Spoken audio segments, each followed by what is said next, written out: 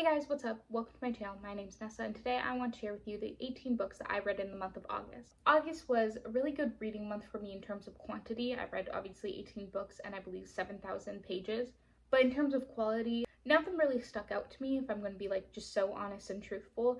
I don't think anything went above a 4.5 star, and I believe that only one book reached 4.5 star status. So nothing was super brilliant or mind-blowing. I actually haven't even had a 5-star since February, so quite a long time. In terms of genre breakdown, I read 1 literary fiction, 1 romance, 2 horror, 2 manga, and 12 fantasy.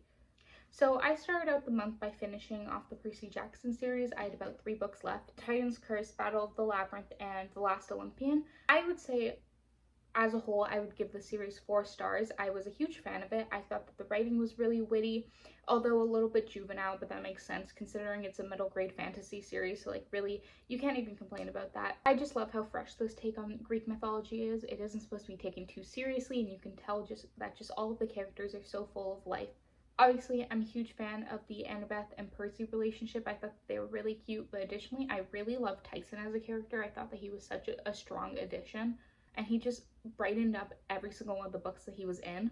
I can definitely see how the end of the last one is kind of foreshadowing just how dark the other books in this universe will become, and although I don't think that I'm going to continue on with this universe, I have a lot of respect for the author for making these books so accessible to anyone of all ages, because I wasn't a big reader when I grew up, and I still felt, that I was able to get something out of this middle grade series, even though it is not for my age demographic anymore. Following that, I read All's Well by Mona Awad, and previously I had read Bunny and Rouge by the same author, and I loved Rouge. Wasn't a huge fan of Bunny, but I adored Rouge, so I was really excited to get to this one, and this one just did not disappoint at all. I thought that this was a fantastic horror book. I would describe Mona Awad's type of horror as weird girl horror. It kind of follows the same routine every single time, always involving something cultish, where our main character kind of stumbles across something, and throughout the story she just gets more and more unhinged to the point where we don't know if what we're reading is true or not, or if she's literally going insane. So it's very much unreliable narrator. This book follows Miranda, who is a drama teacher, and she's trying to put on a play with her students, obviously from the Shakespeare play All's Well. That is the play that she wants to put on. But no one else is really a fan of that, and they try to kind of take over. One night at the bar, Miranda runs into this trio of 3 strangers, and after that night, her entire life shifts. After that, I finished off the last 2 books that I had left in the Lunar Chronicles series, which is Winter and Stars Above, and I'll start with Winter because it's the official ending in the quartet. I was such a big fan of this. I thought that it was a perfect conclusion, and honestly, all of Marissa Meyer's books in this series are woven together so seamlessly. Nothing feels out of place. Every single detail is utilized. Nothing goes wasted. Every single page is necessary. I cannot stress enough how much of a fan I am of this series. I think that's so just amazing. The writing's fantastic. It draws you in right away. It's so unique in terms of just world building is just so unique and fresh, and I've never seen anything like it before. And obviously it's the last book in the series, so I can't really talk much about what that specific book is about, but the first one follows a cyborg named Cinder who is discriminated against because of the fact that she is a cyborg, whereas in this world everyone else is a human, so she's kind of unique in that sense. She's a mechanic, and while she's working one day, the Prince Kai, he comes down and requests that she fix his android. And from there, the story kind of takes off. It's in this almost dystopian world where there's this plague taking over, and it's just so interesting. Every single book follows a new fairy tale reimagining. So obviously the first one is Cinderella, the second one is Little Red Riding Hood, the third is Rapunzel, and the fourth one, Winter, is Snow White. I would rate these books as a whole, or I would rate the series as a whole, a 4.5. Not quite a 5-star, just because I think that there were just some aspects that I did not really enjoy about the series, specifically in the second book. It just wasn't really my favorite. But just because I would 100% recommend this book series, I think that's fantastic. And then following that, I obviously read the collection of novellas coming after, which is Stars Above. I had a lot of mixed opinions on this, mainly because I went into this book with the mindset that it was going to be a collection of novellas following the characters after the events of the last book, where instead it was more of a collection of novellas with the backstories to all of the main characters, which it wasn't unwelcome, it just wasn't what I personally expected. Some were very much forgettable, but also some I think were really fantastic and brought up the rating, but one in specific actually doesn't follow any of the main characters that we learned about in the series. It follows a android, and it is the novella The Little Android, and it's supposed to be a retelling of The Little Mermaid, and I just thought that it was so beautiful. It was so tragic, but just so heartwarming at the same time. If this novella was on its own, I would 100% rate it a 5-star. I thought that was just, I can't stress enough how much I loved it.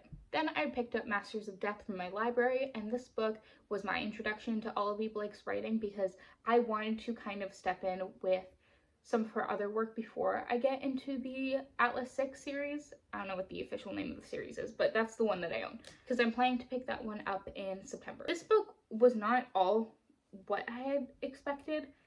I decided to pick this one up on audio, and I literally had to listen to the entire thing twice because the audio narrator just was not doing it for me, and that was the first time that that's ever happened, so it was a little bit jarring. I went into this book with the idea that Olive Blake's writing was going to be a lot more lyrical and just kind of have a more serious tone, but instead I found that it was more comedic, which wasn't something that I disliked. I just, once again, was not really expecting that, so it caught me off guard. And I also felt like Olive Blake had tried to throw in like just super serious moments, and it kind of put the story to a halt, and it just kind of felt out of place. I don't really know how to describe it. That being said, this book follows Fox, who is Death's godson, and he is essentially a phony medium. He pretends that he can see ghosts, and he scams people, and he's just all around kind of a not the best guy. And then we also follow Violet, who is a vampire, and she is currently trying to sell a house that is being haunted.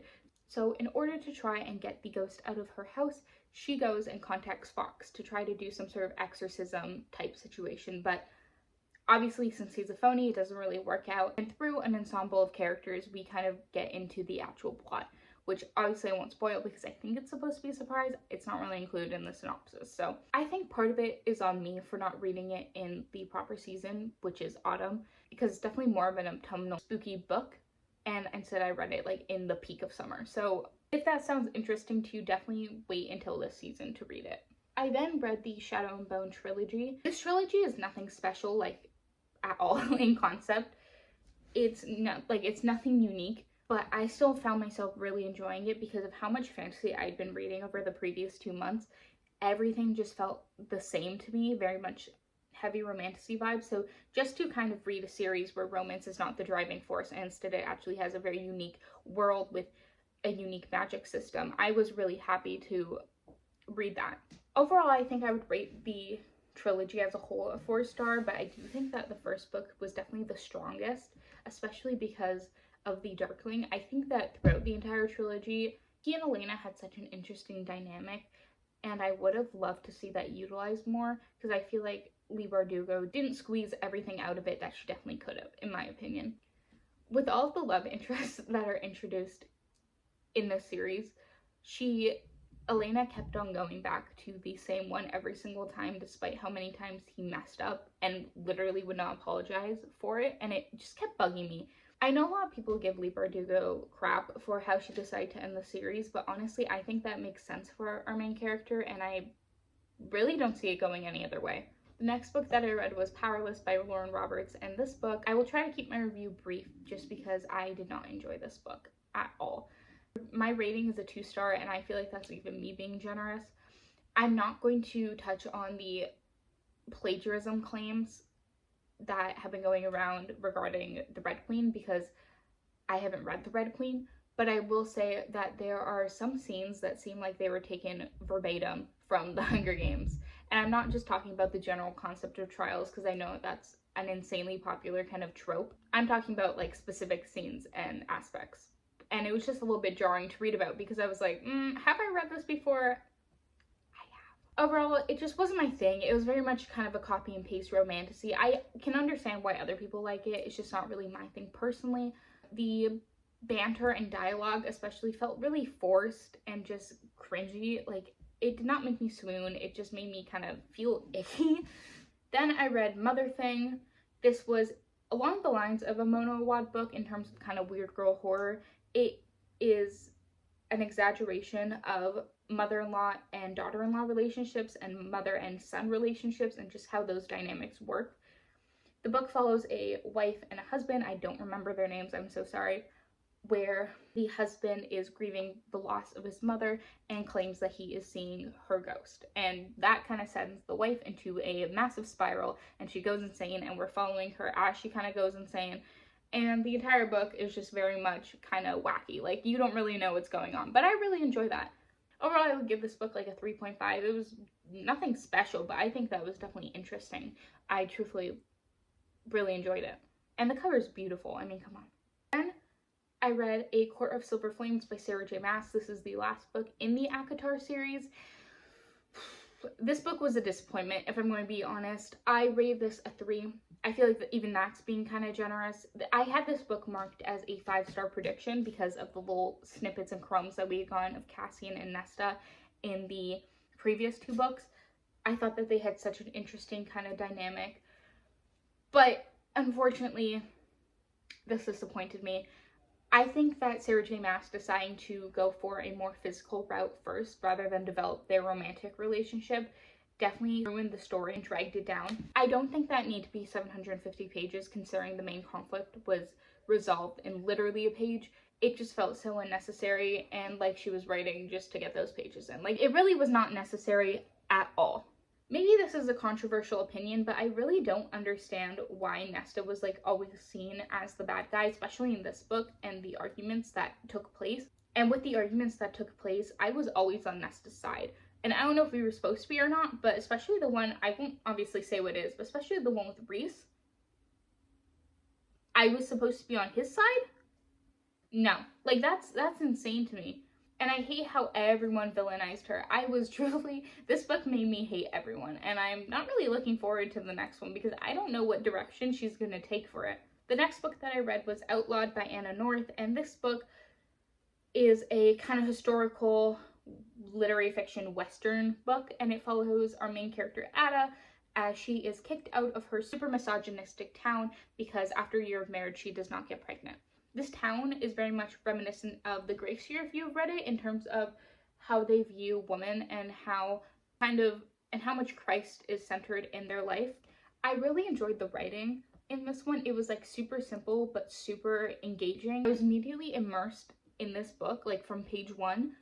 The only thing that I will say though is that the main aspect of this book that I found super interesting was the kind of misogynistic views and how every woman got accused of being a witch, and you know, how if you're infertile, you're getting kicked out. Super interesting ideas that I would like to see taken further, but literally after one chapter, like literally one chapter, we immediately moved on to the next thing, which, I mean, it's a fairly short book, it's around 250 pages, but I was still a little bit disappointed because I felt like that really could have been drawn out. The next book that I read was The Wall of Winnipeg and Me, and this was such a well-needed contemporary romance. I had been craving contemporary romance throughout the entire month because I was just so sick of reading fantasy, and The Wall of Winnipeg and Me by Marina Zapata hit the spot. Like, it was so good. It is a slow burn. All of her books are slow burn, and it follows Vanessa as she works as an assistant for a famous football player, Aiden Graves, and she quits due to being kind of mistreated by him, and a couple weeks later he knocks on her door and grovels and kind of begs for her to come back, and he has a proposition for her. He will pay her student loans of over $150,000 if she agrees to marry him so he can renew his visa. And obviously she agrees. This book was so good. I cannot stress enough how much I love her writing. I had also previously read From Luke Off with Love, which was a 5-star. This book was a 4.5. And the reason why it was a 4.5 as opposed to a 5-star, like From Luke Off with Love, was because every time I felt like we were building up to something within the chapter, I would flip the page and then the chapter would be done and we would be in an entirely new setting with no mention of what happened previously. And it just felt really disappointing because there were some really like interesting ideas and interesting scenarios that I would have liked to see play out, but whatever, there's nothing we can do. Me and my best friend Grayson buddy read books throughout the year. And one of those books that we decided to buddy read over the summer was Fragile Threads of Power by V. Schwab. And V. Schwab is my absolute favorite author. I have read basically all of her books, including the Shades of Magic trilogy, which this book is a spin-off of, and it's the start of a new trilogy within the universe, but it still follows the old characters, which is why I was confused when V. Schwab spent majority of the book reintroducing those same characters instead of kind of introducing the new ones and expanding more on their characters. I felt like this book took way too long, in my opinion, to get to the point. It took almost 500 pages to actually start the ball rolling and get to the actual plot.